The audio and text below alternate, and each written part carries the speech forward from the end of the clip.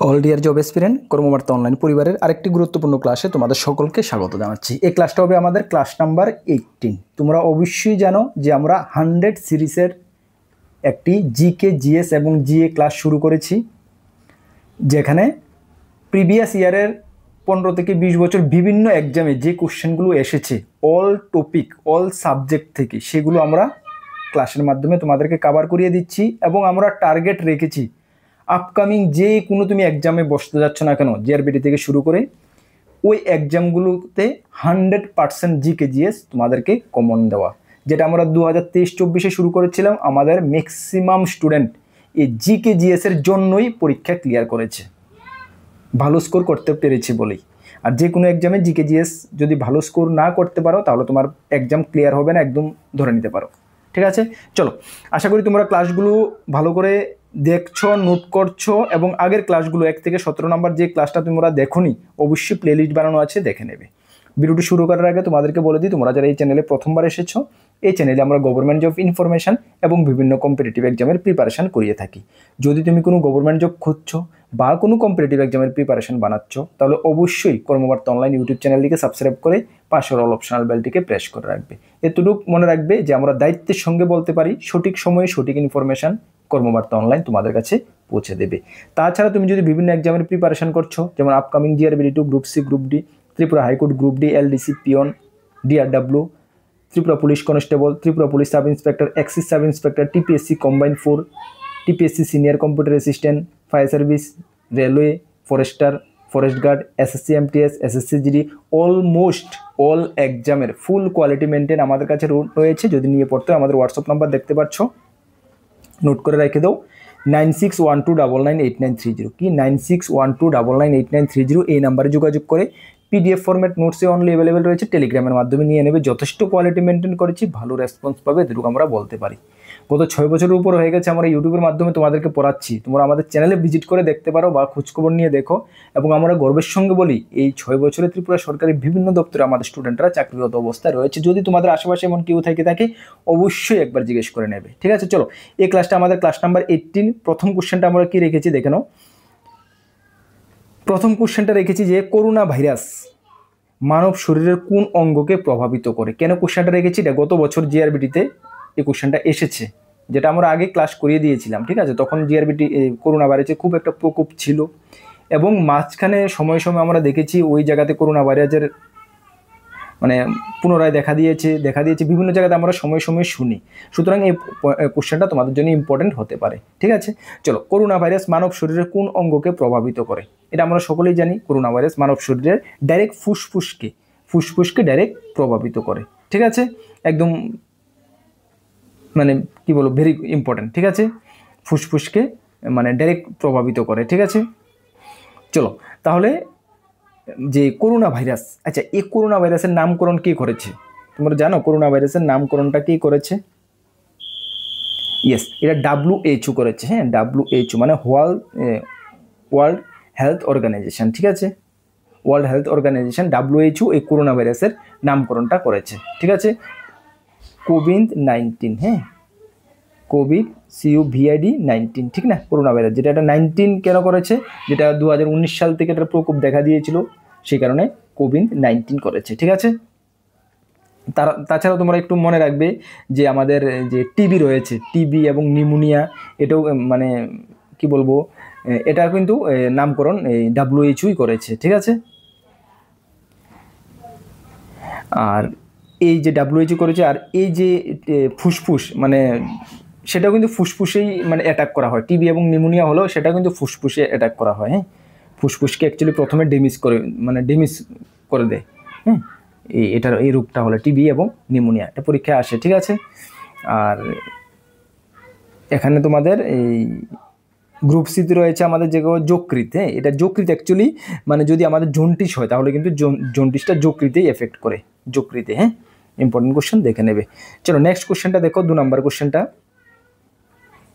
দিহাং দিবাং অভয়ারণ্য, ইম্পর্টেন্ট। দিহাং দিবাং অভয়ারণ্য কোন রাজ্যে অবস্থিত? দিহাং এবং দিবাং অভয়ারণ্য কোন রাজ্যে অবস্থিত? আশা করি তোমরা নাম শুনেছো, কেন ভেরি ইম্পর্টেন্ট কোশ্চেন, অনেকবার অনেক এক্সামে এসেছে। সঠিক উত্তর হয়ে যাবে অরুণাচল প্রদেশ। এটা অ্যাকচুয়ালি অরুণাচল প্রদেশে অবস্থিত। হ্যাঁ, দিহাং এবং দিবাং অভয়ারণ্যটা অরুণাচল প্রদেশে অবস্থিত। ঠিক আছে, ভেরি ভেরি ইম্পর্টেন্ট। ঠিক আছে, আর অরুণাচল প্রদেশ তো তোমরা জানো, মানে কি বলবো, আমাদের ভারতবর্ষের সবচেয়ে পূর্ব সাইডে অবস্থিত। ঠিক না, পূর্ব সাইডে অবস্থিত অরুণাচল প্রদেশ। ঠিক আছে, আর এখানে তোমরা দেখো অরুণাচল প্রদেশ হ্যাঁ পূর্ব সাইডে অবস্থিত। আর পূর্ব সাইডে অবস্থিত মানে সেই কারণে অ্যাকচুয়ালি মানে যে আমাদের সূর্য উদয় হয় সেটা কিন্তু 2 ঘন্টা মানে ফার্স্ট অন্যান্য রাজ্যের তুলনায় 2 ঘন্টা আগেই সূর্য উদয় হয় অরুণাচল প্রদেশে। হ্যাঁ, মানে সবচেয়ে ভারতে কোশ্চেন আসে যে ভারতের কোন রাজ্যে সবচেয়ে আগে সূর্য উদয় হয়, তাহলে কিন্তু অরুণাচল প্রদেশ। এই কোশ্চেনটা তোমরা আসে। ঠিক আছে, এগুলো তোমরা একটু দেখে নেবে। হ্যাঁ, ইম্পর্টেন্ট কোশ্চেন। চলো 3 নম্বর কোশ্চেনটা দেখো, মাদুরাই কোথায় অবস্থিত? মাদুরাই কোথায় অবস্থিত? Very very important question. Madurai অবস্থিত তামিলনাড়ুতে। ঠিক আছে, তামিলনাড়ুতে অবস্থিত। হ্যাঁ, অপশন এ হবে সঠিক উত্তর। হ্যাঁ, মাদুরাই অবস্থিত তামিলনাড়ুতে। আর মনে রাখবে যে এই তামিলনাড়ুতে অবস্থিত কি বলবো মীনাক্ষী মন্দির। ঠিক আছে, মীনাক্ষী মন্দির। হ্যাঁ, ভেরি ইম্পর্টেন্ট, পরীক্ষায় কোশ্চেন আসে যে এই মীনাক্ষী মন্দির কোন রাজ্যে অবস্থিত? তাহলে তামিলনাড়ু। হ্যাঁ, মাদুরাই অবস্থিত। ঠিক আছে, আর তামিলনাড়ুর রাজধানী তো আমরা জানি চেন্নাই। ঠিক না, চেন্নাই রাজধানী। ওকে, চলো নেক্সট কোশ্চেনটা দেখো, 4 নম্বর কোশ্চেন। গির জাতীয় উদ্যান কোন রাজ্যে অবস্থিত? গির জাতীয় উদ্যান কোন রাজ্যে অবস্থিত? Very very important. গির জাতীয় উদ্যান কোন রাজ্যে অবস্থিত? সঠিক উত্তর হয়ে যাবে গুজরাটে অবস্থিত। হ্যাঁ, গির জাতীয় উদ্যান গুজরাট রাজ্যে অবস্থিত। ঠিক আছে, ভেরি ভেরি ইম্পর্টেন্ট কোশ্চেন। হ্যাঁ, আর যে মেরিন জাতীয় উদ্যান মানে সেটাও কিন্তু গুজরাটে। তোমাদের পরীক্ষা আসতে পারে যে গির জাতীয় উদ্যান বা মেরিন, এটাও পরীক্ষায় আসে। দেখা গিয়েছে মেরিন জাতীয় উদ্যান দুটোটাই কিন্তু গুজরাটে অবস্থিত। মনে রাখবে গির জাতীয় উদ্যান এবং মেরিন জাতীয় উদ্যান। ঠিক আছে, দুটোটাই গুজরাটে অবস্থিত। ঠিক আছে, গুজরাটের রাজধানী কি আমরা সকলেই জানি? গান্ধীনগর। ঠিক না, গান্ধীনগর। ওকে, ভেরি ভেরি ইম্পর্টেন্ট কোশ্চেন একদম। চলো, ভারতের কোথায় জংলি গাধা দেখতে পাওয়া যায়? বর্তমানে এখনো দেখতে পাওয়া যায়। ভারতের কোথায় জংলি গাধা দেখতে পাওয়া যায়? কোথায়? ইয়েস, সেটি কচ্ছেরণে অবস্থিত। কচ্ছরণে দেখতে পাওয়া যায়। হ্যাঁ, কচ্ছেরণ, অপশন বি হবে সঠিক উত্তর। কচ্ছরণ এটা কোন না কোথায়? এটাই গুজরাট রাজ্যে অবস্থিত। মনে রাখবে গুজরাট রাজ্যে অবস্থিত কচ্ছেরণ। ঠিক আছে, আর গুজরাট সম্বন্ধে তোমরা আরও কিছু জেনে নাও যে গুজরাট রাজ্যে ভারতের সবচেয়ে বেশি লবণ পাওয়া যায়। মনে রাখবে ভারতের সবচেয়ে বেশি লবণ কোথায় পাওয়া যায়? গুজরাটে পাওয়া যায় কিন্তু। ঠিক আছে না, গুজরাটে পাওয়া যায়। হ্যাঁ, আর গুজরাটের রাজধানী তো বললাম গান্ধীনগর। ঠিক না, চলো নেক্সট কোশ্চেনটা দেখো, 6 নম্বর কোশ্চেন। চিপকু আন্দোলন কে শুরু করেন? Very important question. চিপকু আন্দোলন কে শুরু করেন? কি হবে সঠিক উত্তর? সঠিক উত্তর হয়ে যাবে সুন্দরলাল বহুগুণা। হ্যাঁ, সুন্দরলাল বহুগুণা চিপকু আন্দোলন শুরু করেন। ঠিক আছে, very very important question. Okay, চলো আর এখানে দেখো তোমরা মেধা পাটেরকর। হ্যাঁ, অপশন বি হবে সঠিক উত্তর, মেধা পাটেরকর। এই কোশ্চেনটা তোমাদের আসে যে মেধা পাটেরকর মানে কোন আন্দোলনের সঙ্গে যুক্ত? কোশ্চেনটা আসে, তাহলে বলবেন নর্মদা বাঁচাও। হ্যাঁ, নর্মদা, ভেরি ভেরি ইম্পর্টেন্ট কিন্তু, নর্মদা বাঁচাও আন্দোলনের সঙ্গে যুক্ত মেধা পাটেরকর। ঠিক আছে, এইভাবে কোশ্চেনটা আসে যে মেধা পাটেরকর কোন আন্দোলনের সঙ্গে যুক্ত? তাহলে বলবে নর্মদা বাঁচাও আন্দোলনের সঙ্গে যুক্ত। ঠিক আছে, ভেরি ভেরি ইম্পর্টেন্ট, বারবার বলছি। আর বিনোবা ভাবে কোন আন্দোলনের সঙ্গে যুক্ত? বিনোবা ভাবে কিন্তু ক্ষুদান আন্দোলনের সঙ্গে যুক্ত। ঠিক আছে, ক্ষুদান আন্দোলনের সঙ্গে যুক্ত। হ্যাঁ, এগুলো পরীক্ষা আসে, very very important dear student, note করে রাখবে। ঠিক আছে, নোট করে রাখবে, কোশ্চেনগুলো নোট করে রাখবে, নাহলে এখন তোমাদের মনে থাকবে, কিছুদিন পরে ভুলে যাবে। আর যদি তোমরা অবশ্যই জানো যে আমরা একটি পেইড হোয়াটসঅ্যাপ গ্রুপ খুলেছি, 499 ওয়ান টাইম পেমেন্ট 2027 পর্যন্ত। এখানে প্রত্যেক মাসের কারেন্ট অ্যাফেয়ার্সের ম্যাগাজিন পাবে। এই ক্লাসগুলো যে আমি করাচ্ছি একদম আপ টু 100 পর্যন্ত সবগুলো ক্লাসের PDF পাবে, প্রিভিয়াস ইয়ারের কোশ্চেনপত্রগুলো পাবে। তাছাড়া বেশ কিছু আরও ফেসিলিটি রয়েছে, এগুলো তোমরা ওই পেইড হোয়াটসঅ্যাপ গ্রুপে পাবে। যদি চাও অবশ্যই জয়েন করে নাও, লস হবে না, তুমি হিসাব কিতাব করে দেখে নাও। ঠিক আছে, লস হবে না। আর কি বলবো, জয়েন করার জন্য তোমরা আমাদের যে হোয়াটসঅ্যাপ নাম্বার সেখানে 499 পে করে হোয়াটসঅ্যাপ নাম্বার সমেত দিয়ে দেবে, আমরা জয়েন করে দেবো। ঠিক আছে, চলো 7 নম্বর কোশ্চেনটা দেখো, সূর্যের নিকটতম গ্রহের কি নাম? একদম ভেরি ইম্পর্ট্যান্ট এবং সবচেয়ে কি বলবো মানে আমাদের কাছে ইজি মনে হচ্ছে না, কেন আমরা এটা জাস্ট 5-6 আমরা পড়ে এসেছি, ঠিক না? আচ্ছা, সূর্যের নিকটতম গ্রহের নাম কি? অনেকবার অনেক এক্সামে এসেছে, মানে খুবই গুরুত্বপূর্ণ। ঠিক আছে, সঠিক উত্তর হবে বুধ, ঠিক না? এই বুধ হলো সূর্যের নিকটতম গ্রহ। ঠিক আছে, বুধ হলো সবচেয়ে সূর্যের নিকটতম গ্রহ, ভেরি ভেরি ইম্পর্টেন্ট। ঠিক আছে, আচ্ছা এখন যদি তোমাদের পরীক্ষায় আসে পৃথিবীর নিকটতম গ্রহ, তাহলে কি বলবে? এটা তো আমরা পেলাম সূর্যের নিকটতম গ্রহ বুধ। যদি বলে পৃথিবীর নিকটতম গ্রহ, আমাদের পৃথিবী একটি গ্রহ, পৃথিবীর নিকটতম গ্রহ কোনটি? সেটা হলো শুক্র। পৃথিবীর নিকটতম গ্রহ হলো শুক্র, সূর্যের নিকটতম গ্রহ হলো বুধ। আর এই শুক্রকে কিন্তু মনে রাখবে পৃথিবীর যমজ গ্রহও বলা হয়। যদি বলে কোন গ্রহকে পৃথিবীর যমজ গ্রহ বলা হয়, তাহলে কিন্তু শুক্র গ্রহ। ঠিক আছে, একদম ভেরি ইম্পর্টেন্ট কোশ্চেন জিওগ্রাফি থেকে। ঠিক আছে, মোস্ট কমন কোশ্চেন। ঠিক আছে, আচ্ছা এখান থেকে তোমাদের আরেকটি কোশ্চেন আসে যে সৌরজগতের কোন গ্রহের কোনো উপগ্রহ নেই? সৌরজগতের মানে কোন গ্রহের কোনো উপগ্রহ নেই? তাহলে কিন্তু সেটা শুক্র এবং বুধই হবে। শুক্র এবং বুধ গ্রহের কিন্তু কোনো উপগ্রহ নেই। ঠিক আছে, মনে রাখবে, ভেরি ইম্পর্টেন্ট। যদি হয় পসিবল হয় নোট করে রাখো। চলো নেক্সট কোশ্চেনটা দেখো, 8 নম্বর কোশ্চেন, ওয়াল স্ট্রিট কি? ওয়াল স্ট্রিট কি? এটা হলো স্টক এক্সচেঞ্জ। এটা স্টক এক্সচেঞ্জ কোথাকার? এটা নিউ ইয়র্কের স্টক এক্সচেঞ্জ।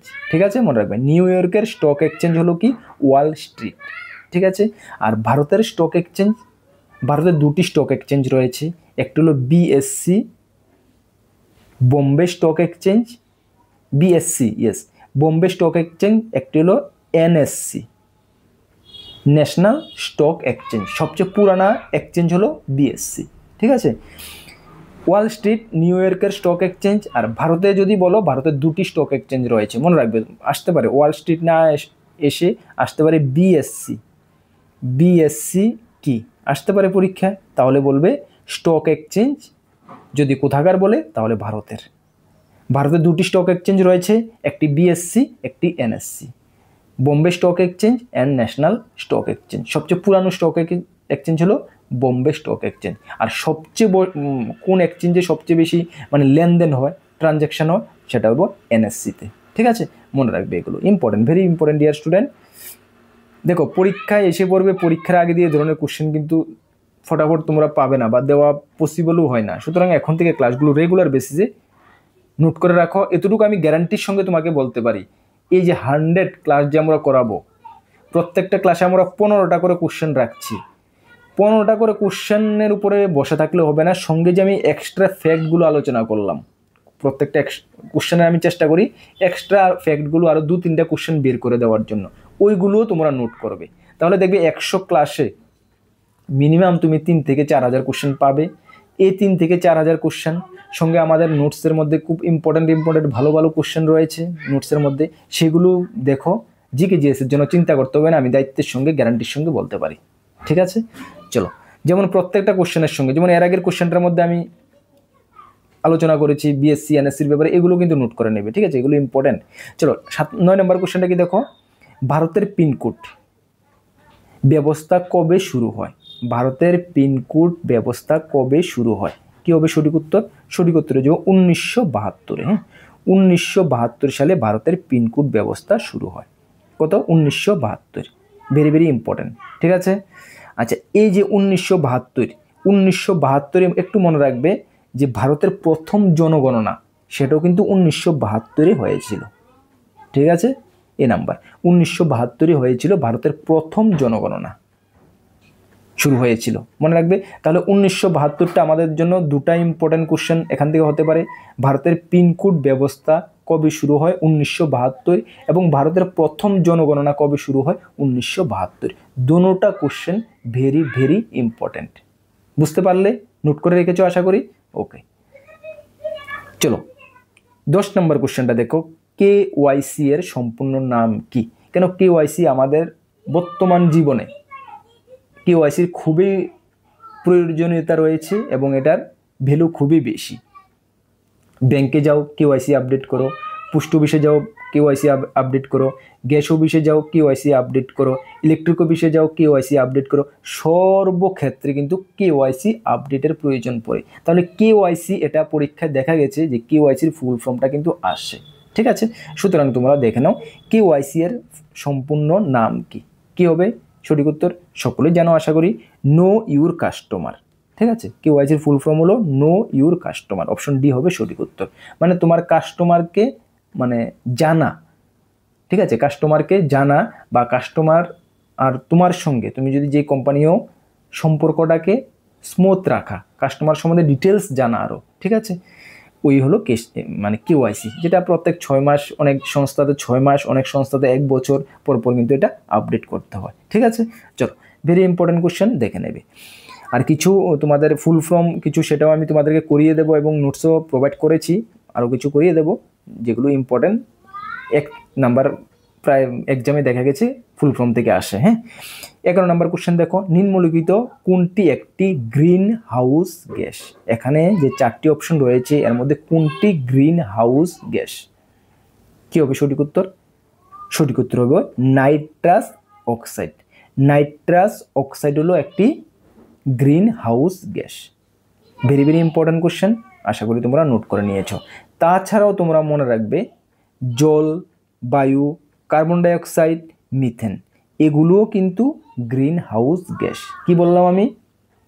জলবায়ু, কার্বন ডাইঅক্সাইড, মিথেন। কার্বন ডাইঅক্সাইডের সংকেত তো সকলে জানো তোমরা CO2, মিথেনের সংকেত CH4, এগুলোও কিন্তু গ্রিন হাউস গ্যাস। জলবায়ু, কার্বন ডাইঅক্সাইড, মিথেন, ঠিক আছে? আর নাইট্রাস অক্সাইড, ওকে, যে কোনো অপশন একটা থাকতে পারে, নাইট্রাস অক্সাইডের জায়গায় মিথেনও থাকতে পারে, তাহলেও কিন্তু তোমার জানতে হবে, ঠিক আছে? চলো 12 নম্বর কোশ্চেনটা দেখো ডিয়ার স্টুডেন্ট, রাজমুন্দ্রি কোথায় অবস্থিত? রাজমুন্দ্রি কোথায় অবস্থিত? রাজমুন্দ্রি, ঠিক না? এটা কি, কেন এটা রাজমুন্দ্রি কি? এটা এমন একটা কি জিনিস যে এত বিখ্যাত, পরীক্ষায়ও আসে কোশ্চেন। ইয়েস, রাজমুন্দ্রি অন্ধ্রপ্রদেশে অবস্থিত, ঠিক আছে? অন্ধ্রপ্রদেশে অবস্থিত, ওকে। অ্যাকচুয়ালি রাজমুন্দ্রি হলো একটি তোমার কি বলবো, মানে কেন্দ্রীয় সরকারের সেন্ট্রাল তাবাকু রিসার্চ কেন্দ্র, তাবাকু, হ্যাঁ, তাবাকু রিসার্চ কেন্দ্র, সেই কারণে এটা এতটা বিখ্যাত, ঠিক আছে না? তাবাকু তো সরকার কিছুদিন পর দেখা যায় নিষিদ্ধ, খেলে এই সমস্যা হয়, তারপরে তো দেখা যায় এটি হিউজ পরিমাণে চলে, ঠিক না? তো সুতরাং এটা একটা রিসার্চ কেন্দ্র, তাবাকু রিসার্চ কেন্দ্র হলো রাজমুন্দ্রি, সে কারণে এটা একটু মানে বিখ্যাত বা পরীক্ষায় আসে, ঠিক আছে? আচ্ছা, চলো নেক্সট কোশ্চেনটা দেখো, 13 নম্বর কোশ্চেনটা কি? ভাগীরথী ও অলকানন্দার মিলিত প্রভাব কি নামে পরিচিত? ভেরি ভেরি ইম্পর্টেন্ট কোশ্চেন, ঠিক আছে? নোট করে রাখো, ঠিক আছে? সঙ্গে আমি আরও এক্সট্রা ফ্যাক্ট কিছু আলোচনা করে দেবো, একদম ভেরি ইম্পর্টেন্ট, নোট করে রাখো, অনেকবার অনেক এক্সামে এসেছে ডিয়ার স্টুডেন্ট, ঠিক আছে? চলো, কি বললাম? ভাগীরথী ও অলকানন্দার মিলিত প্রবাহ কি নামে পরিচিত? প্রথমে আমরা জেনে নিই, সেটাকে বলা হয় দেব প্রয়াগ। অপশন এ হবে সঠিক উত্তর। ভাগীরথী ও অলকানন্দার মিলিত প্রভাব কি নামে পরিচিত? দেব প্রয়াগ নামে পরিচিত, ঠিক আছে? দেব প্রয়াগ নামে পরিচিত। আচ্ছা, এখানে আছে রুদ্রপ্রয়াগ। রুদ্রপ্রয়াগ হলো মন্দাকিনী আর অলকানন্দার মিলিত প্রভাব। কি বললাম আমি? মন্দাকিনী এবং অলকানন্দার মিলিত প্রভাব রূপ প্রয়াগ নামে পরিচিত, নোট করে রাখো। আর তারপরে আছে কি বিষ্ণুপ্রয়াগ। বিষ্ণুপ্রয়াগ কি? বিষ্ণুপ্রয়াগ হলো ধলিগঙ্গা ও অলকানন্দার মিলিত প্রভাব, ঠিক আছে? ধলিগঙ্গা ও অলকানন্দার মিলিত প্রভাব। তাহলে আমরা এখানে 3টি কোশ্চেন পেলাম। ভাগীরথী ও অলকানন্দার মিলিত প্রভাব কি? দেবপ্রয়াগ। আর এই রুদ্রপ্রয়াগ হলো কি? মন্দাকিনী এবং অলকানন্দার মিলিত প্রভাব হলো রুদ্রপ্রয়াগ। এবং বিষ্ণুপ্রয়াগ কি? ধলিগঙ্গা ও অলকানন্দার মিলিত প্রভাব, ঠিক আছে? Very very important question dear student, আশা করি তোমরা নোট করে নিয়েছো। চলো নেক্সট কোশ্চেনটা দেখো, 14 নম্বর কোশ্চেন। সর্দার সরোবর পরিকল্পনা কোন নদীর উপরে অবস্থিত? সর্দার সরোবর পরিকল্পনা কোন নদীর উপরে অবস্থিত? কোন নদীর উপরে অবস্থিত? সেটা নর্মদা নদীর উপরে অবস্থিত। ঠিক আছে, নর্মদা। আর অ্যাকচুয়ালি এই যে মানে পরিকল্পনাটা নর্মদা নদীর উপরে অবস্থিত, বিশেষ করে তোমার এটা গুজরাট রাজ্যে অবস্থিত। হ্যাঁ, গুজরাট রাজ্যে অবস্থিত। ঠিক আছে, গুজরাট রাজ্যে অবস্থিত। Very very important question. Okay, চলো নেক্সট কোশ্চেন দেখো, 15 নম্বর কোশ্চেন।